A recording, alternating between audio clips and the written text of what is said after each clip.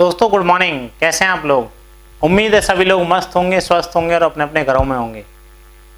आज की इस लाइव ट्रेनिंग में मैं आप सभी का स्वागत करता हूं। और दोस्तों जैसा कि आप जानते हैं, मेरा नाम मोहन नागर और गाजियाबाद से हूं। आज हमारे साथ बहुत सारे हमारे पुराने साथी जुड़ेंगे, बहुत सारे नए साथी जुड़ने वाले हैं। मैं आप सभी का स्वागत करना चाहता हूँ इस सेशन में। और दोस्तों आज हम अपने 3 बेसिक पॉइंट्स के ऊपर बात करने वाले हैं। आज के मेरे 3 बेसिक पॉइंट हैं। नंबर 1 एटीट्यूड, नंबर 2 ड्रीम्स और नंबर 3 सपनों के सौदागर। ये बहुत इंटरेस्टिंग पॉइंट है और मुझे काफ़ी समय से लग रहा था कि मैं इस पॉइंट के ऊपर आप लोगों से बात करूं, लेकिन मौका नहीं मिल पा रहा था आप लोगों के साथ लाइव आने का, क्योंकि जूम के ऊपर इतनी ट्रेनिंग्स हो रही हैं कि वहाँ से समय निकालना थोड़ा मुश्किल था। और लेकिन फाइनली देखिए, आज मैं आपके बीच में हूँ, लाइव हूँ और आपसे बहुत सारी बातें करने के लिए तैयार हूँ। और मुझे उम्मीद है कि आप सभी लोग तैयार होंगे। और आज मैं आपके कमेंट्स नहीं पढ़ सकता हूँ, और कमेंट्स नहीं पढ़ सकता हूँ इसलिए बहुत सारा समय उसमें से मैं बचा सकता हूँ और फिर मैं आगे बढ़ता हूँ। दोस्तों आज के मेरे, जैसे कि मैंने आपको भी बताया, 3 पॉइंट्स हैं और ये 3 पॉइंट्स बेहद महत्वपूर्ण है उन सभी लोगों के लिए जो फॉरएवर लिविंग प्रोडक्ट्स में ज्वाइन होना चाहते हैं या ज्वाइन हो चुके हैं। जब आप ज्वाइन होना चाहते हैं तो आपके सामने कुछ चैलेंजेस आते हैं, और जब आप ज्वाइन हो चुके होते हैं तो तब भी आपके सामने कुछ चैलेंजेस आते हैं। लेकिन दोनों चैलेंजेस अलग अलग प्रकार के होते हैं, दोनों समय अलग अलग प्रकार के चैलेंजेस आते हैं। अगर आप ज्वाइन होना चाहते हैं उस समय आपके क्या चैलेंजेस आते हैं और ज्वाइन होने के बाद क्या चैलेंजेस आएंगे उसको जानना चाहते हैं तो आप आज की ये वीडियो, आज की लाइव सेशन आपके लिए बहुत महत्वपूर्ण है। आप बने रहिएगा कंटिन्यू, बीच में आप छोड़ करके कहीं चाय पीने के लिए मत जाइएगा, कोई और काम करने मत लग जाइएगा। और चलिए आज के हम डायरेक्ट बात करते हैं आज के 3 पॉइंट के ऊपर। सबसे पहले हम बात करेंगे, आज का सबसे हमारा पहला पॉइंट है एटीट्यूड। दोस्तों एटीट्यूड बहुत अच्छा है। एटीट्यूड में 2 प्रकार के एटीट्यूड होते हैं, पॉजिटिव एटीट्यूड और नेगेटिव एटीट्यूड। कोई व्यक्ति कहता है, आप भी जानते होंगे, आपके जीवन में कोई ना कोई ऐसा व्यक्ति होगा जिसके बारे में आप कहते हैं कि ये व्यक्ति बहुत ज़्यादा पॉजिटिव बोलता है या ये व्यक्ति बहुत ज़्यादा नेगेटिव बोलता है। आपने भी अपने जीवन में कुछ ऐसे लोग बना रखे होंगे जिसके बारे में आप हमेशा बोलते हैं ये पॉजिटिव बोलता है, ये नेगेटिव बोलता है। कैसे बोलते हैं पॉजिटिव और कैसे होते हैं नेगेटिव और कैसे बन जाते हैं। एक बात आपने सुनी होगी कि हमेशा संगति का असर पड़ता है। एक पुरानी कहावत है ना, जैसी संगत वैसी रंगत, है ना। जैसे माहौल में हम होते हैं, जैसे लोगों के बीच में हम होते हैं, कहीं ना कहीं हम भी कुछ ऐसे ही बन जाते हैं। जैसे सबसे पहला असर आता है माहौल का। आप किस माहौल में रह रहे हैं। अगर आप सोचिए, किसी भी बच्चे के 4 दोस्त हैं जो डेली सिगरेट पीते हैं, और वो बच्चा जो आपका बच्चा है उन दोस्तों के साथ बैठता है, 1 दिन नहीं पिएगा, 2 दिन नहीं पिएगा, 10 दिन वो भी सिगरेट नहीं पिएगा, 20 दिन नहीं पिएगा, लेकिन 21-22 दिन बाद उसका भी मन करेगा कि चलो मैं भी एक बार सिगरेट पी के देखूं कैसा लगता है ना, कैसा फील होता है ना। मेरे दोस्त तो पीते हैं बहुत दिनों से, इनको तो खराब नहीं लगता, इनको खराब लगता तो ये क्यों पीते फिर, है ना। और धीरे धीरे क्या होता है, वो भी सिगरेट पीना शुरू कर देता है।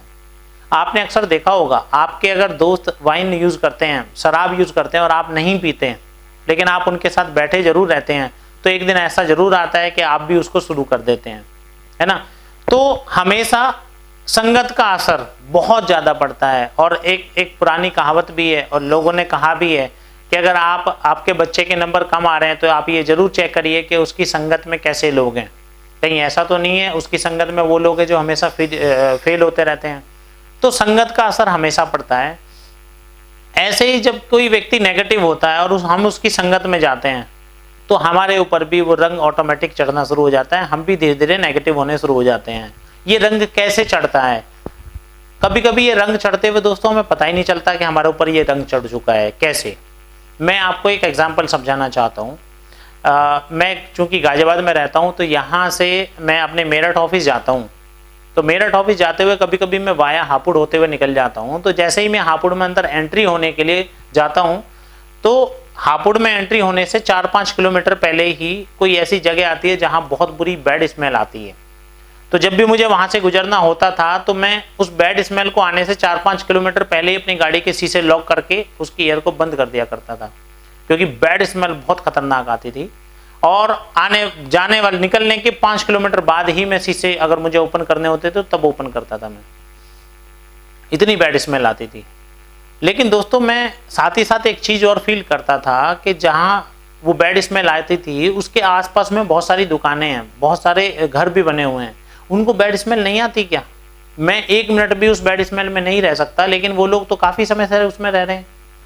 तो मैंने इसको जानने के लिए एक दिन मुंह के ऊपर टाइट कपड़ा जो है लपेटा और उतर गया मैं गाड़ी से नीचे, और मैंने एक दुकान पे पूछा जा करके कि क्या आपको बैड स्मेल नहीं आती?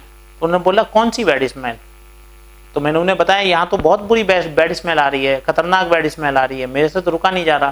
तो उन्होंने बताया मुझे तो कोई बैड स्मेल नहीं आ रही। तो मैंने सोचा कि शायद इसको ही स्मेल ना आती हो, तो मैंने बराबर में एक और व्यक्ति से पूछा जिसकी बराबर में दुकान थी कि आपको भी बैड स्मेल नहीं आ रही? उन्होंने बोला नहीं।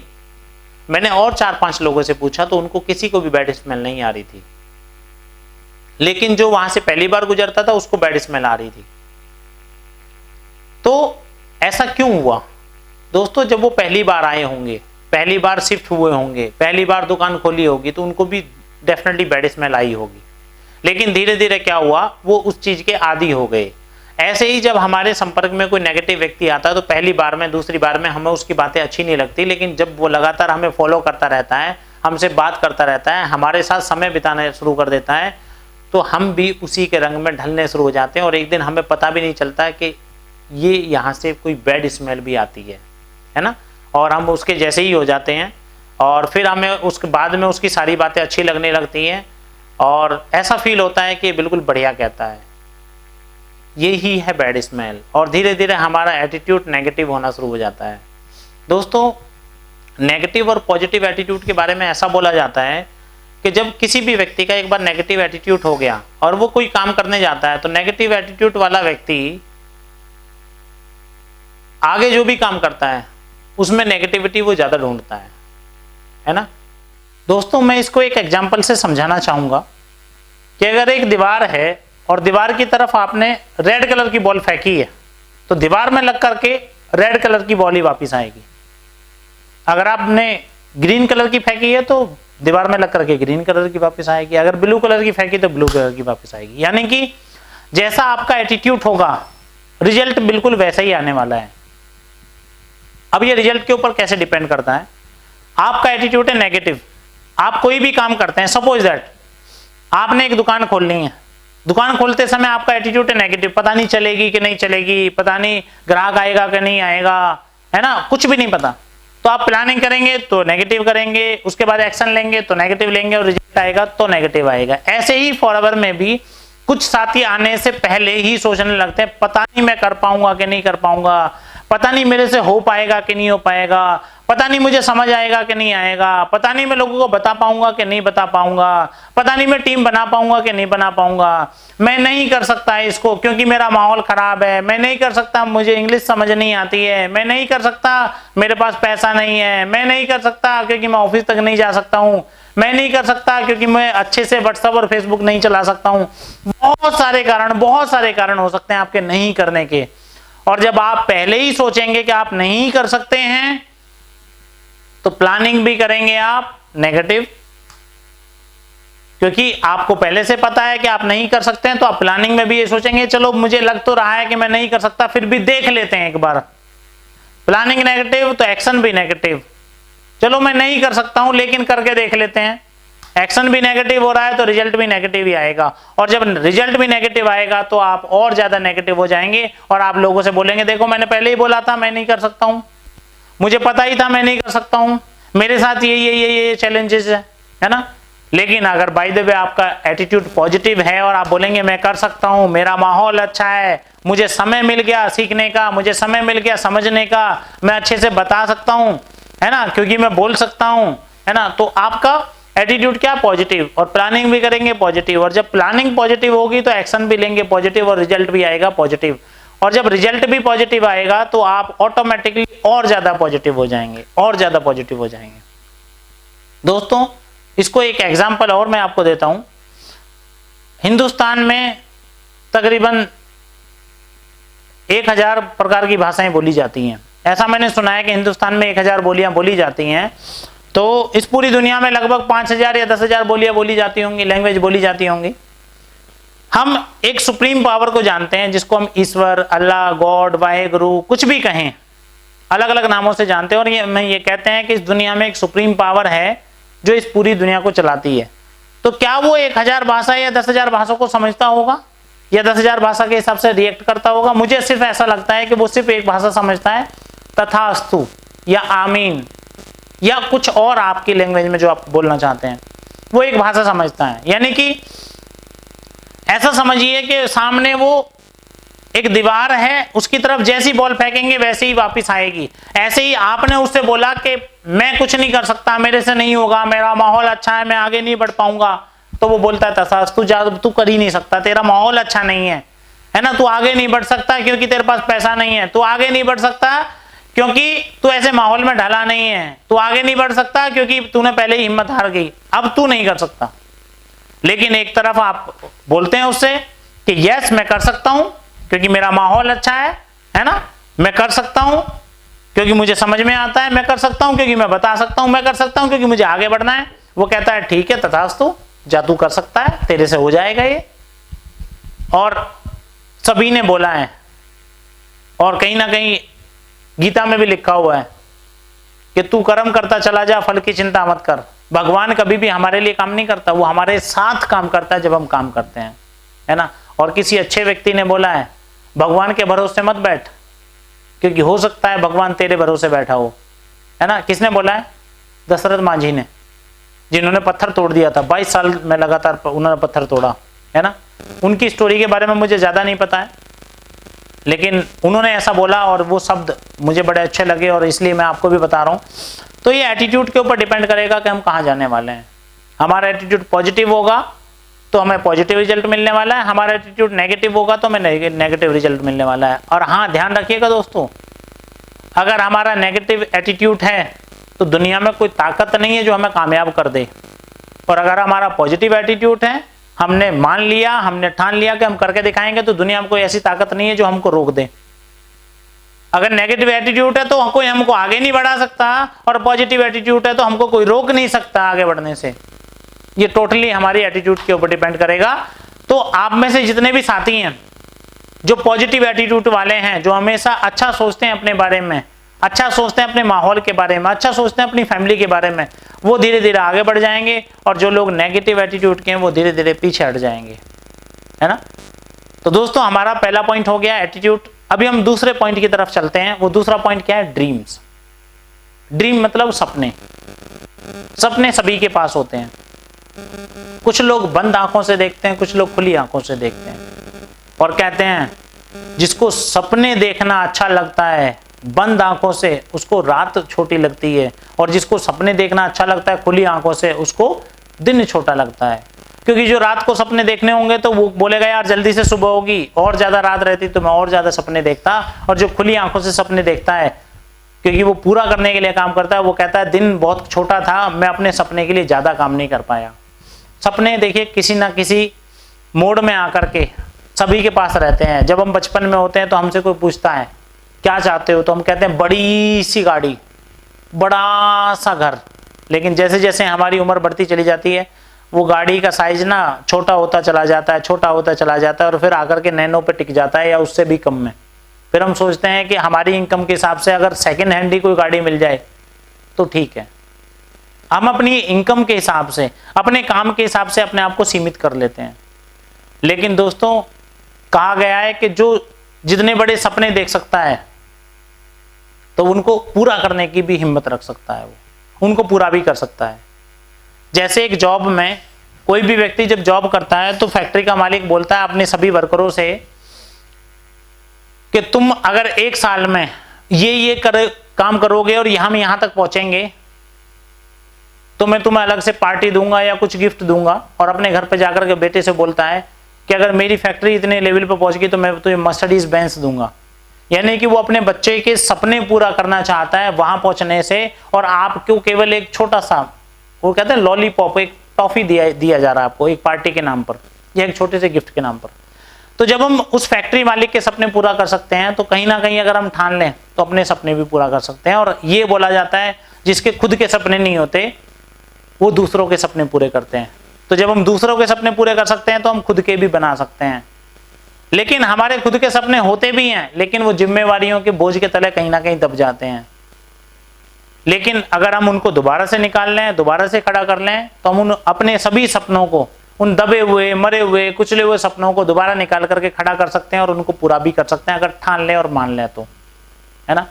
तो सपने पूरा करना जरूरी है, क्योंकि सपने कहते हैं कि पूरे ना हो तो जिंदगी अधूरी सी रह जाती है।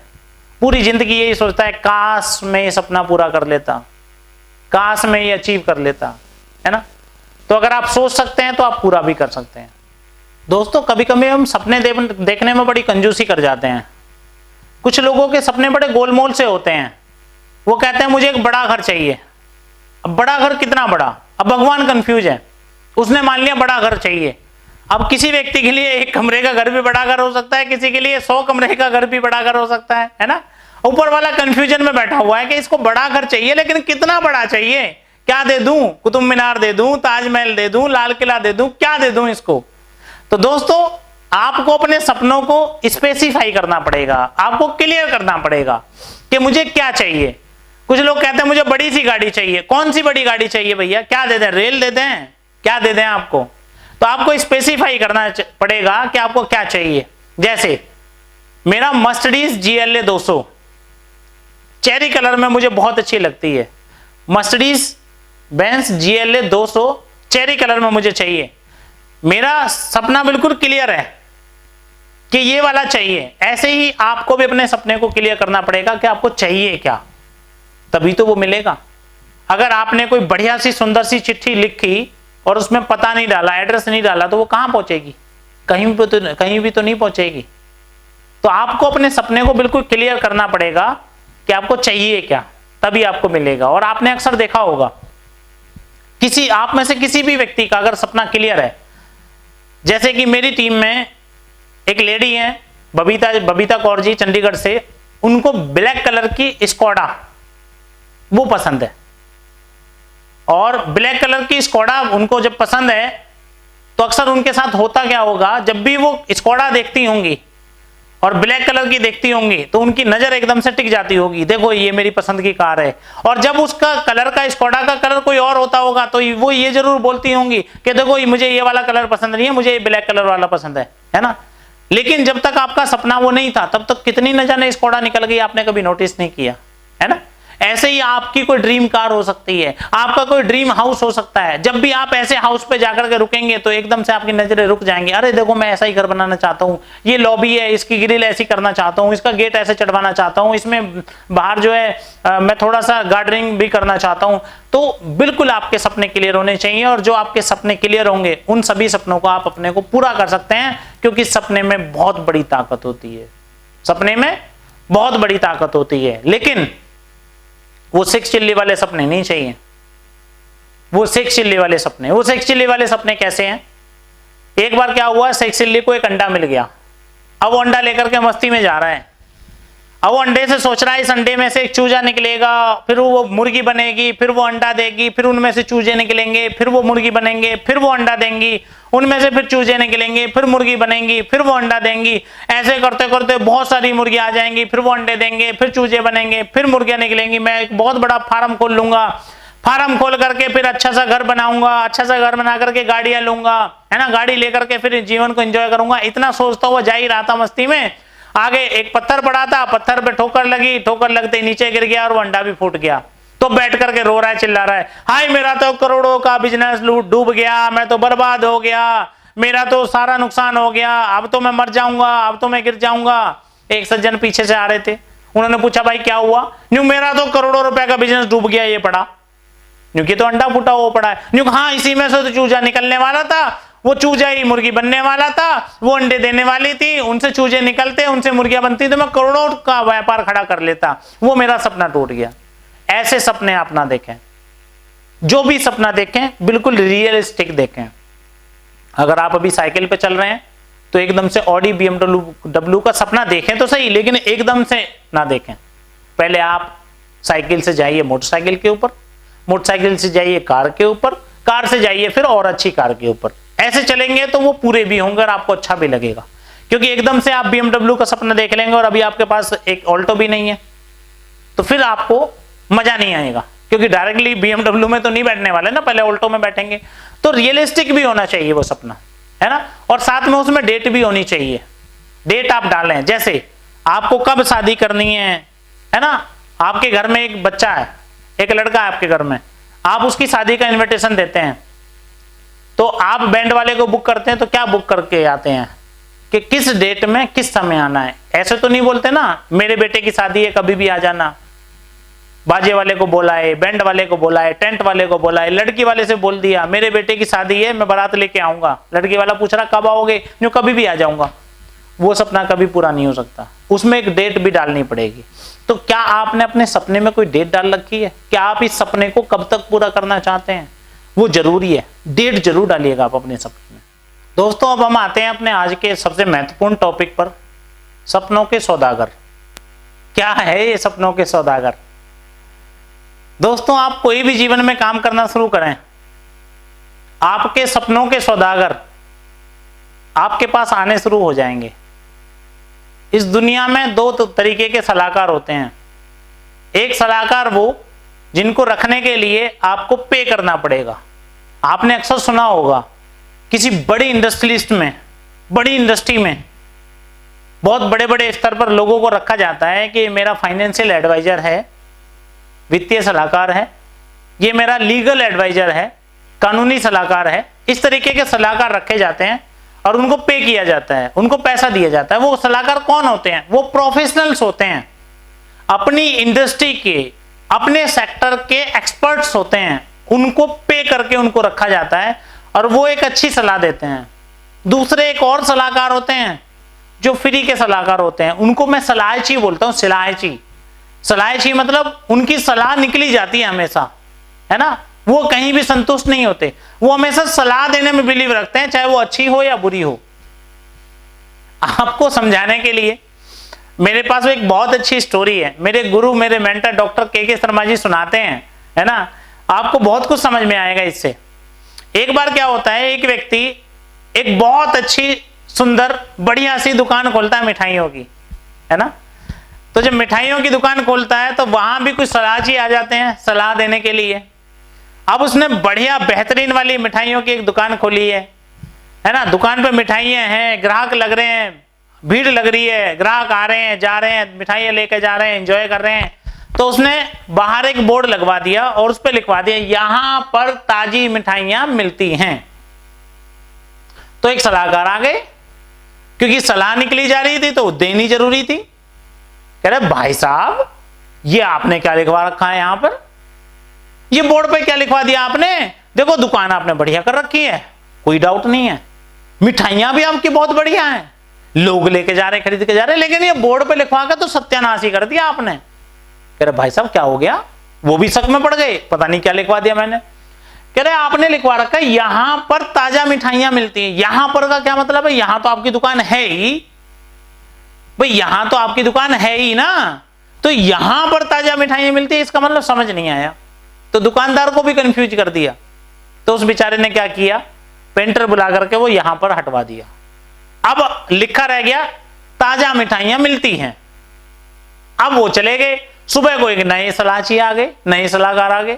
कह रहे भाई साहब आपने दुकान तो अच्छी खोल रखी है, लेकिन ये जो बोर्ड है ना इसको देख करके शक हो रहा है, शक हो रहा है कि आपके यहां बासी मिठाइयां मिलती होंगी, पुरानी मिठाइयां आपने रखी हुई है, तभी आपने लिखा है ताजा मिठाइयां मिलती हैं, क्योंकि आदमी वो लिखता है जो नहीं होता है। कह रहे शक हो रहा है आपके बोर्ड के ऊपर। अरे भाई साहब शक कैसे, आप खा करके देखो अच्छी मिठाइयां। कह रहे पता मुझे भी आपकी अच्छी मिठाइयां, लेकिन कोई नया व्यक्ति आएगा तो शक करेगा इसके ऊपर, तो फिर क्या करूं मैं? उस दुकानदार ने पूछा कि इसको ताजे को हटवाओ। बुला के पेंटर वो हटवा दिया, ताजा भी हट गया जी। अब रह गया यहां पर ताजा हट गया, अब मिठाइयां मिलती हैं रह गया। शाम को एक सलाहकार हो रहा है, कह रहे भाई साहब ये कैसी बात करी आपने? भाई एक बात बताओ, आपके यहां मिठाइयां मिलती हैं, ये तो एक अंधा व्यक्ति को भी पता चल जाएगा मिठाइयां मिलती है। भाई मिठाइयों की दुकान है तो मिठाइयां ही मिलेंगी ना, और क्या मिलेगा? एक अंधा व्यक्ति भी बता सकता है आपके यहां मिठाइयां मिलती है। फिर ये लिखवाने की क्या जरूरत है, तो यहां पर मिठाइयां मिलती हैं, वो भाई साहब मिठाइयां भी कटवा गए, अब केवल रह गया मिलती हैं। और एक सलाहकार आए अगले दिन, वो कह रहा भाई साहब दुकान आपने बहुत अच्छी बनाई है, मिठाइयां बहुत अच्छी रखी हुई हैं, लेकिन यार बोर्ड देख करके कुछ समझ में नहीं आ रहा, क्या मिलती हैं, क्यों मिलती हैं, कहां मिलती हैं, क्या मिलती हैं, इसको हटवाओ, अच्छा नहीं लग रहा है दुकान के सामने। वो मिलती हैं भी मिट गया। अब यहां भी सब्र नहीं आया सलाहकारों को। अगले दिन सुबह एक और सलाहकार आए, कह रहे भाई साहब एक बात बताओ, आप देखने में तो पढ़े लिखे से लग रहे हो, समझदार से लग रहे हो, दुकान में भी अच्छा खासा पैसा लगाया है, ताजा मिठाइयां भी रखी हैं, लोग लेके भी जा रहे हैं और बोर्ड भी लगा रखा है, अबे यार लिखते क्यों नहीं हो कि यहां पर ताजा मिठाइयां मिलती हैं, लिखो अपने बोर्ड पे ताजा मिठाइयां मिलती हैं। तो दुकानदार उससे बोल रहे पहले यही तो लिखा हुआ था। तो दोस्तों ये जो सलाहकार है ना, ये हमेशा काम खराब करेंगे, इनको कभी भी संतुष्टि नहीं आएगी। आप कोई अच्छा काम करना शुरू करेंगे तो भी इनको संतुष्टि नहीं आएगी, और आप बुरा काम करना शुरू करेंगे तब भी इनको संतुष्टि नहीं आएगी। आप अगर दुनिया को संतुष्ट करने में लग गए तो आप अपने जीवन में मुझे नहीं लगता कि बहुत ऊंचाइयों तक जा सकते हैं, क्योंकि ये सलाहकार हमेशा काम खराब ही करते हैं। लेकिन अगर आप अपने फील्ड के उस एक्सपर्ट से मिलेंगे तो आपको सही सलाह देगा। अगर एडवर्टाइजमेंट के किसी एक्सपर्ट से मिलते तो वो बोलता है कि बिल्कुल सही लिखा हुआ है, इसे टच मत करना, लेकिन वो सलाहची आए, उन्होंने आकर के सारा काम खराब कर दिया। ऐसे ही कोई व्यक्ति अब नया नया मंदिर जाना शुरू करा है किसी ने, है ना, आज तक नहीं जाता था, लेकिन अब उसे ज्ञान हुआ, उसे जानकारी हुई कि भाई मंदिर जाना चाहिए, वहां जाकर के संतुष्टि मिलती है। अब बेचारा लोटा लेकर के हाथ में जा रहा है मंदिर। अब सलाहची मिल गए रास्ते में, वो क्या बोलेंगे, हाँ भाई अब मंदिर जाना शुरू कर दिया, मतलब अब भगवान को बहकाओगे जा करके, हैं, क्या पंडित जी बन गए हो, क्या कर लिया है ना। तो लोग कुछ ऐसा कहना शुरू करेंगे। अब उनके कहने से क्या हुआ, अब मंदिर जाना बंद कर दिया। 4 दिन बाद फिर लोग क्या कहेंगे, हाँ भाई अब हो गई पूजा, अब वो भगवान वहां से कहीं और चले गए, अब नहीं है जरूरत उनको तुम्हारी पूजा की, अब भगवान को बहका लिया, काम निकल गया होगा ना बेटा, इसलिए जाना बंद कर दिया। तो लोग आप मंदिर जाएंगे तब भी वो संतुष्ट नहीं है, और नहीं जाएंगे तब भी वो संतुष्ट नहीं है। दुनिया का काम है कहना, दुनिया को वो करने दो, और आपका काम है करना, आप वो करते रहो, है ना। बड़ी बड़ी कहावतें बनी हैं, सुननी सबकी है, करनी अपने मन की है। कुछ तो लोग कहेंगे, लोगों का काम है कहना, है ना, बड़ी बड़ी कहावतें बनी हैं। अगर आपने लोगों के कहने की वजह से अपने जीवन को चेंज कर लिया, अपने जीवन को बदल लिया, अपने सपनों को मार दिया, तो आप जीवन में बहुत ज्यादा ऊंचाइयों तक नहीं जा सकते हैं। ये सलाहकार आपको अक्सर मिलते रहेंगे। अब मैं बात करता हूं फॉरएवर लिविंग प्रोडक्ट्स की। जैसे ही लोगों को पता चलेगा आपने फॉरएवर लिविंग प्रोडक्ट्स करना शुरू कर दिया है, आपको पता होगा ना, इस समाज में कुछ असामाजिक तत्व भी रहते हैं। वो असामाजिक तत्व कैसे हैं? एक बार क्या हुआ, अमेरिका को रिसर्च करनी थी केकड़ों के ऊपर, तो उन्होंने हिंदुस्तान से कुछ केकड़े मंगवाए। उन्होंने बोला भाई हमारे यहाँ केकड़ों की कमी है, आपके यहाँ बहुत है ना, आप कुछ केकड़े हमें भिजवाइए। तो हिंदुस्तान ने क्या किया, एक कंटेनर में बहुत सारे केकड़े भर करके समुद्र के रास्ते भिजवा दिए अमेरिका। साथ में एक पर्सन भी गया उनको डिलीवरी देने के लिए। अब जाकर के अमेरिका में वो कंटेनर उतार लिया, और जब कंटेनर उतार लिया तो वहां देखा उन्होंने कि इसके कंटेनर का तो ढक्कन ऊपर का खुला हुआ है, तो वो लाल पीले होने लगे कि भाई हम नहीं लेंगे इस लॉट को, क्योंकि इसमें तो ढक्कन ही खुला हुआ, बहुत सारे केकड़े निकल के भाग गए होंगे। तो जो हिंदुस्तान से व्यक्ति साथ में गया था, उन्होंने जाकर के उन्हें आश्वासन दिया, देखिए मैं जानता हूं ये हिंदुस्तानी केकड़े हैं, एक भी नहीं निकला होगा, क्योंकि अगर गलती से किसी ने निकलने की कोशिश करी होगी ये ऊपर, तो बाकी सबने मिलकर के टांग खींच ली होगी। ये हिंदुस्तानी केकड़े हैं, इनको पसंद नहीं है कोई आगे निकल जाए, है ना। ऐसे ही हिंदुस्तान में बहुत सारे असामाजिक तत्व हैं जो आपको हर समय पर रोकेंगे, हर समय पर टोकेंगे। और कुछ लोग ऐसे भी हैं जो नजर गड़ाए बैठे हैं कि जब आप कुछ करना शुरू करें वो आपको टोकना शुरू करें, जब आप कुछ आगे बढ़ें तो वो आपको रोकना शुरू करें। उनको सब्र नहीं आएगा, उनको चैन नहीं आएगा। जब आप फॉरवर्ड करेंगे तो कुछ लोग आएंगे आपको बरगलाने के लिए, बहकाने के लिए, रोकने के लिए, टोकने के लिए, बहुत सारे लोग आएंगे और किस किस तरीके की सलाह देंगे आपको, उस सलाह के ऊपर मैं बात करने वाला हूं, क्योंकि आज का मेरा टॉपिक ही है। दोस्तों, जब मैंने फॉरवर्ड की शुरुआत करी थी तो मेरे पास भी आए थे एक पर्सन, है ना, और मेरे किसी चाहने वाले, मिलने वाले ने, मेरे किसी अपने रिश्तेदार ने उनको नंबर दिया था मेरा, वो मेरे पास आए, उन्होंने पूछा क्या फॉरवर्ड करते हो? मैंने कि बिल्कुल करता हूं। कह रहे कितना टाइम हो गया? मैं कि लगभग 7-8 महीने हो गए। कह रहे यार एक बात बताओ, तुम देखने में तो पढ़े लिखे से लगते हो। मैं कि हाँ पढ़ा लिखा तो हूं मैं, है ना, समझदार भी लगते हो। मन की हो सकता है समझदार भी हो, थोड़ा बहुत समाज की नॉलेज भी रखते हो, मन की हो सकता है ये भी। कह रहे जब ये सारी चीजें हैं, पढ़े लिखे हो, समझदार हो, तो ऐसी कंपनी में क्यों चले गए? ये बात समझ में नहीं आई। मन की ऐसी कंपनी का मतलब कैसी कंपनी? कह रहे यार जो कंपनी, उस समय कंपनी 35 साल पूरे कर चुकी थी जब मैंने ज्वाइन किया था, तो वो कह रहे जो कंपनी 35-36 सालों से चल रही है, अरे जिन्होंने पैसा कमाना था वो तो पहले आ गए, पैसा कमा गए, अब कहां पैसा कमा पाओगे? आपको तो कोई ऐसी कंपनी करनी चाहिए जो भी शुरू होने वाली हो। मैंने कहा बहुत बढ़िया भाई। मैंने कहा शुरू होने वाले का मतलब क्या है? मैंने उनसे पूछना चाहा। वो कह रहे हैं कि मैं एक ऐसी कंपनी को कर रहा हूं जो भी प्री लॉन्च ऑफर में है। मैंने कहा यार ये प्री लॉन्च ऑफर क्या, सुना बहुत है लेकिन पता नहीं चला आज तक, आप बताओ प्री लॉन्च ऑफर क्या है? तो वो कह रहे प्री लॉन्च ऑफर का मतलब है कि कंपनी अभी आई नहीं है, आने वाली है, जितने लोग पहले जुड़ जाएंगे वो ऊपर बैठेंगे, ऊपर राज करेंगे और नीचे लोग काम करेंगे और हम पैसा कमाएंगे, तो तुम भी जुड़ जाओ, तुम्हारे पास मैं ऑफर लेके आया हूं। मैंने कहा यार कहीं ये प्री लॉन्चर ऑफर ऐसा तो नहीं है कि हम उस बच्चे का बर्थडे मनाने की ट्राई कर रहे हैं, उस बच्चे का बर्थडे मनाने के लिए केक का ऑर्डर कर रहे हैं, उस बच्चे का बर्थडे मनाने के लिए बैलून लगा रहे हैं जिसका जन्म ही 1 साल बाद होने वाला है। अरे जब वो 1 साल बाद पैदा होगा तब देखेंगे लड़का होगा या लड़की होगी, क्या करेगा क्या नहीं करेगा, तब बात करेंगे। आप उसके बर्थडे मनाने की बात कर रहे हो। यानी कि जो कंपनी अभी रजिस्टर भी नहीं है, जिस कंपनी की अभी नींव भी नहीं रखी गई, जिस कंपनी की अभी शुरुआत भी नहीं हुई, उस कंपनी के भरोसे में अपने जीवन को दे दूं, अपने भविष्य को उसके हाथों में सौंप दूं? अरे क्या कंपनी है, कैसी कंपनी है, आएगी तब पता चलेगा, पहले कैसे मैं इसमें जुड़ जाऊं? मैंने उससे पूछा, मैं कि आप मुझे बताओ क्या गारंटी है मेरा भविष्य अच्छा हो सकता है? कह रहा मेरी गारंटी है ना, मेरे विश्वास के ऊपर आप काम कर सकते हो। मैंने कि आपके पास किसकी गारंटी है?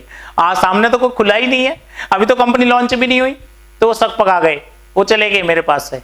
मुझे पता है जब आपने फॉरवर्ड करनी शुरू करी है तो आपके पास भी ऐसे लोग आएंगे जो इन बातों को आपसे करेंगे। अगर आपको जानकारी नहीं होगी तो आप असमंजस में फंस जाओगे, इसलिए मैं चाहता हूं ये जानकारी मैं आपको दूं। कुछ स्टार्टिंग में इस तरीके के लोग भी आएंगे जो बोलेंगे फॉरवर्ड के प्रोडक्ट्स बहुत महंगे हैं, आप इतने महंगे प्रोडक्ट को कहां सेल करोगे, इतने महंगे प्रोडक्ट को कहां लेंगे लोग, कौन कौन इस्तेमाल कर लेगा?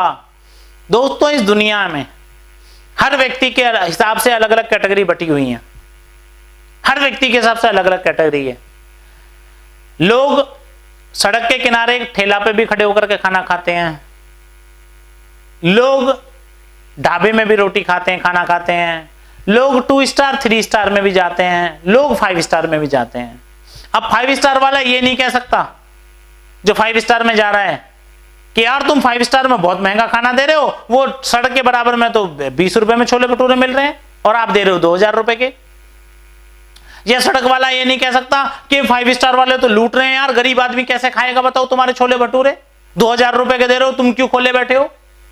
तो हर व्यक्ति के हिसाब से अलग अलग कैटेगरी है। बस में सफर करने के लिए जितना पैसा चाहिए उतने पैसे में हवाई जहाज में सफर नहीं हो सकता, और हवाई जहाज में जो सफर व्यक्ति कर सकता है, जो कर रहा है, वो ये नहीं कह सकता बस वाला बहुत कम पैसा ले रहा है।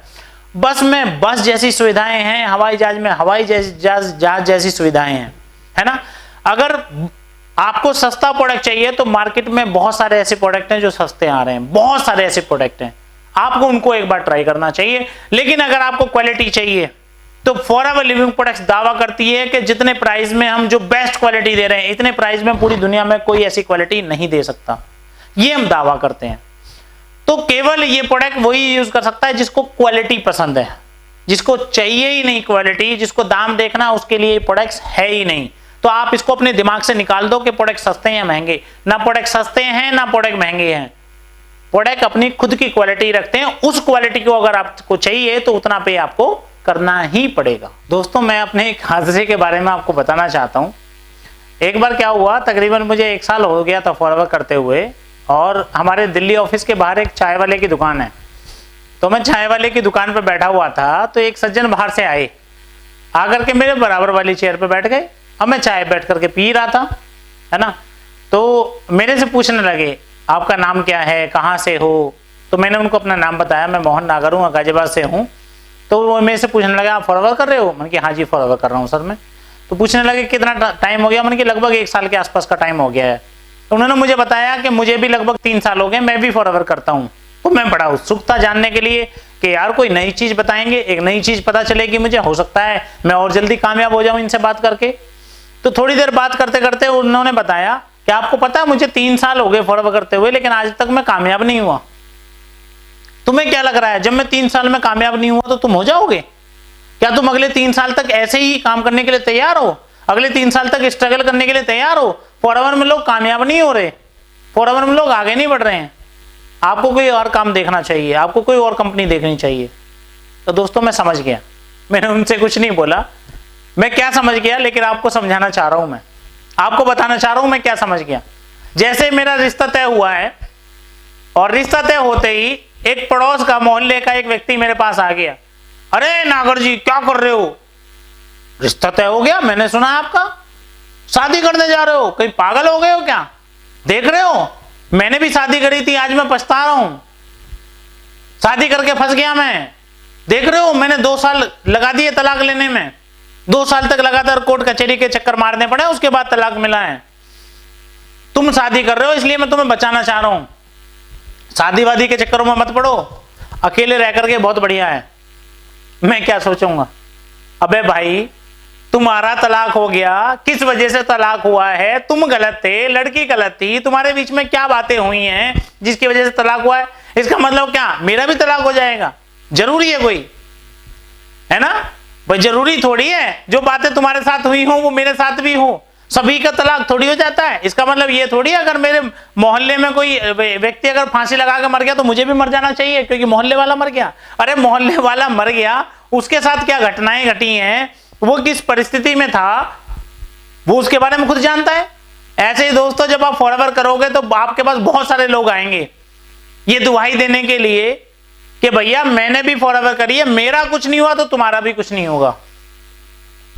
वो बस ऐसी ही बात हुई जैसे एक स्कूल में, एक क्लास में, मान लेते एक 10th क्लास है, उसमें अगर 50 बच्चे पढ़ते हैं तो कोई बच्चा ऐसा होगा जिसका अबव 90% नंबर आएंगे, कोई बच्चा ऐसा होगा जिसका 40% और 60%, 70% नंबर आएंगे, कोई बच्चा ऐसा भी होगा जो फेल होगा।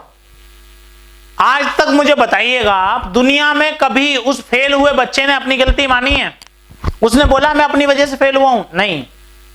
क्या कहता है वो, स्कूल खराब है, स्कूल टीचर खराब है, स्कूल का माहौल खराब है, क्लास का माहौल खराब है, टीचर ढंग से समझाते नहीं है, ढंग से पढ़ाते नहीं है, मेरा घर का माहौल खराब है, मेरे परिवार में मुझे टाइम नहीं मिलता पढ़ने का, इस तरीके की बातें वो बोलेगा। लेकिन जीवन में कभी ये नहीं बोलेगा कि मैं खुद ही नहीं पढ़ा था, मैंने होमवर्क नहीं किया था, मैंने अच्छे ध्यान से पढ़ा नहीं।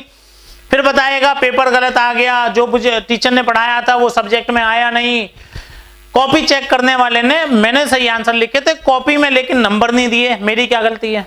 दुनिया में कभी नहीं बोलेगा वो कि मैं अपनी गलती से फेल हुआ हूं। ऐसे ही दोस्तों जब आपके पास कुछ लोग आएंगे कि मैंने भी फॉरवर्ड करी थी, मैंने भी करके देख लिया, मैं भी कामयाब नहीं हुआ, वो ऐसे ही फेल होने वाले बच्चे हैं। और याद रखिएगा टीचर को कभी भी रिजल्ट आने के बाद पता नहीं चलता किस बच्चे के कितने नंबर आएंगे। टीचर को पहले 3-4 दिन में, 5 दिन में, 7 दिन में पता चल जाता है कौन से बच्चे के कितने % नंबर आएंगे। जो अबव 90% नंबर लाने वाला बच्चा वो अलग दिखाई देता है, जो 40 से 60-70% लाने वाला बच्चा वो अलग दिखाई देता है, और फेल होने वाला बच्चा भी अलग दिखाई देता है, उसको पहले दिन से पता चल जाता है। ऐसे ही फॉरएवर लिविंग प्रोडक्ट्स में भी पहले दिन से पता चल जाता है कौन सा व्यक्ति कहां तक जा सकता है। अगर आप फॉरएवर को ज्वाइन करके अपने घर में पड़े हो तो फॉरएवर घर में थोड़ी भेजेगी कुछ भी, है ना। ये अपना सिस्टम बना करके चल रहे हो तो फॉरएवर उसमें कामयाब थोड़ी हो जाओगे आप, है ना। देखो पटरी जो है, पटरी बनी है कि उसके ऊपर ट्रेन चलाई जाए, ना कि बस चलाई जाए। सड़क बनी है कि उसके ऊपर बस चलाई जाए ना कि ट्रेन चलाई जाए, है ना। तो आप सिस्टम को अगर फॉलो नहीं करेंगे तो कामयाब कैसे होंगे। तो आपने कभी भी ऐसा नहीं सोचना कि वो कामयाब नहीं हुआ, वो पास नहीं हो पाया तो अब कोई भी पास नहीं हो रहे क्लास में, है ना। यानी कि एक व्यक्ति, आप अपनी फैक्ट्री खोलने वाले हैं और एक व्यक्ति आपके पास आया है जो अपनी फैक्ट्री बंद कर चुका है, तो उसके पास बहुत सारे तरीके फैक्ट्री बंद कराने के। हाँ, अगर आप भी अपनी फैक्ट्री बंद करना चाहते हो तो उससे तरीके जरूर पूछो आप, वो अच्छे तरीके से आपको बताएगा कि फैक्ट्री कैसे बंद करी जाती है, वो आपकी भी बंद करा देगा। ऐसे ही जब उसने फॉरएवर नहीं करी, फॉरएवर में कामयाब नहीं हुआ, तो वो आपको भी बता देगा कि फॉरएवर में नाकामयाब कैसे हुआ जाता है, और बहुत जल्दी आप भी उसी स्टेज में होंगे।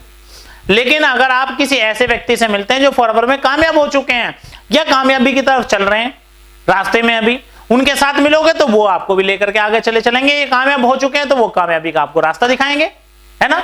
तो आपने तय करना है कि आपने सलाह किससे लेनी है, उस व्यक्ति से जो फेल हो चुका है, उस व्यक्ति से जो छोड़ चुका है, या उस व्यक्ति से जो पास हो चुका है, उस व्यक्ति से जो कर रहा है, उस व्यक्ति से जो कामयाब हो रहा है, उस व्यक्ति से जो आगे बढ़ रहा है। जिससे भी सलाह लोगे उसके जैसे बन जाओगे। कहते हैं कि अगर आपको एक अच्छा डॉक्टर बनना है तो अच्छे डॉक्टरों के बीच में जाकर के आपको रहना पड़ेगा, एक अच्छे इंस्टीट्यूट में आपने एडमिशन लेना पड़ेगा।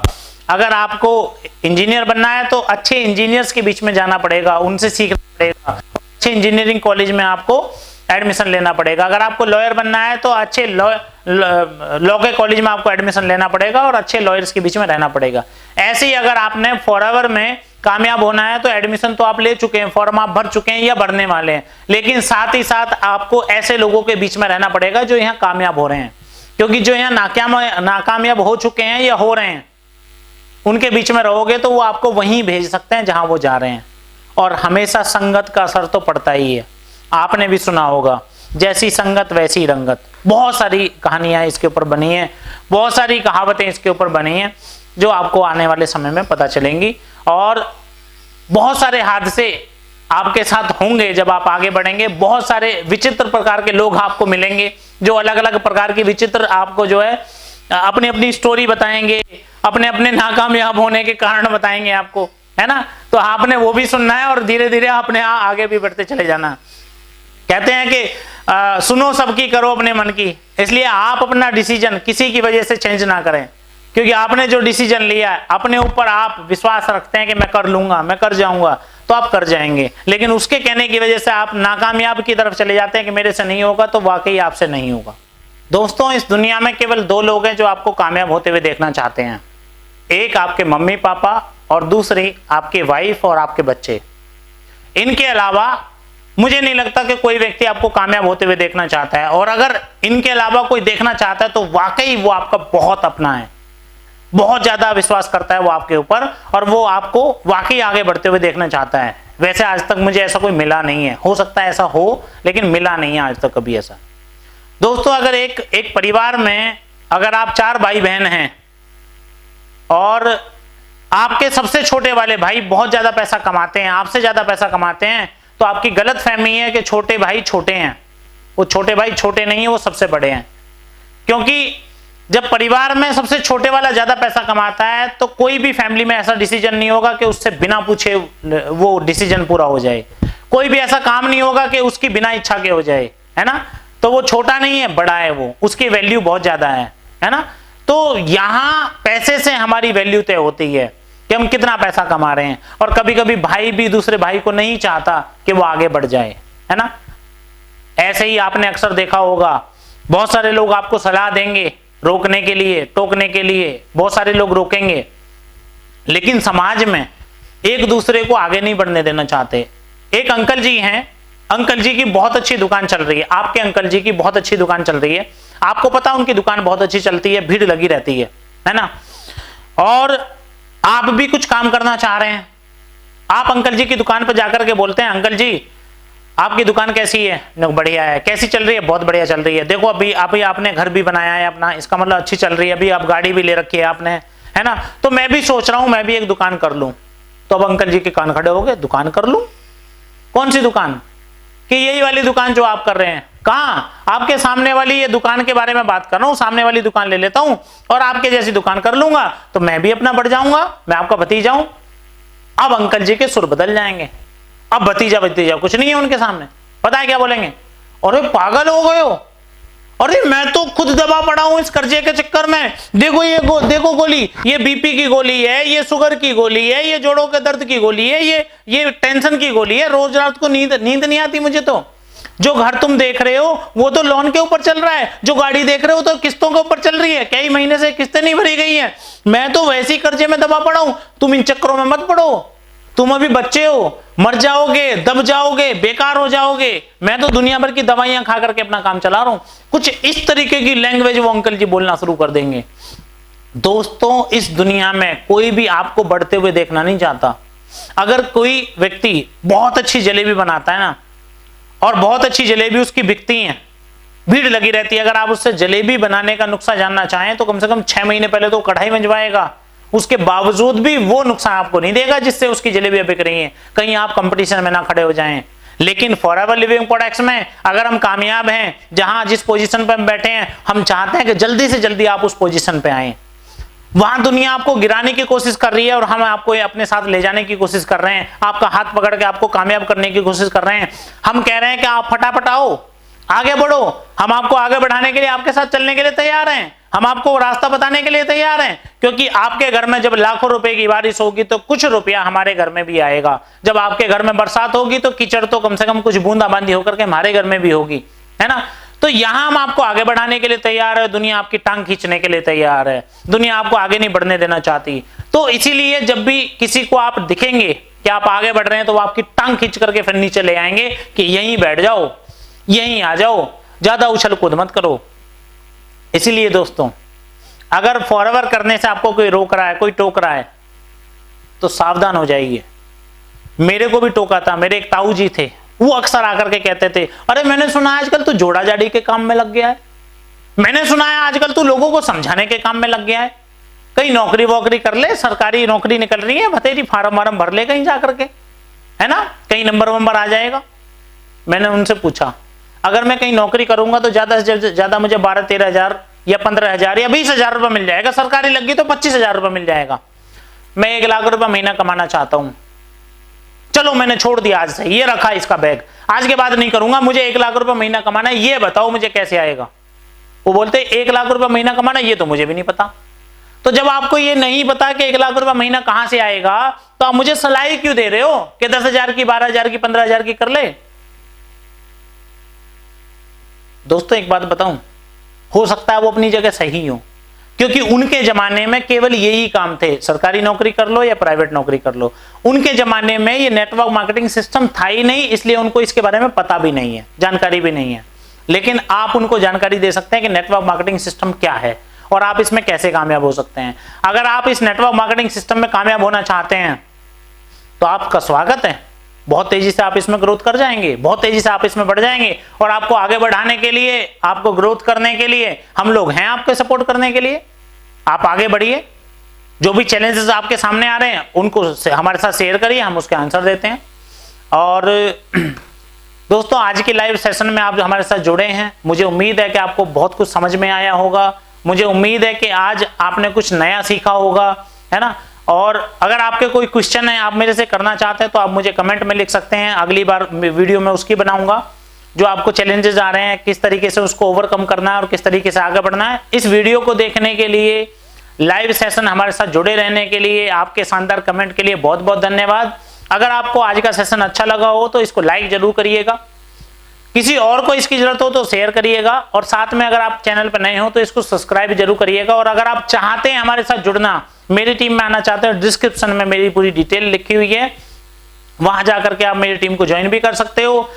फ्री में जूम ट्रेनिंग होती है, रोजाना 2 ट्रेनिंग्स होती हैं, दोपहर में 12 बजे और रात में 8 बजे, तो आप उनको अटेंड करके और ज्यादा जानकारी भी ले सकते हो। तो आज की ट्रेनिंग के लिए आपका बहुत बहुत धन्यवाद। आज हम यहीं खत्म कर रहे हैं और निकट भविष्य में हम दोबारा मिलते हैं। Thank you very much.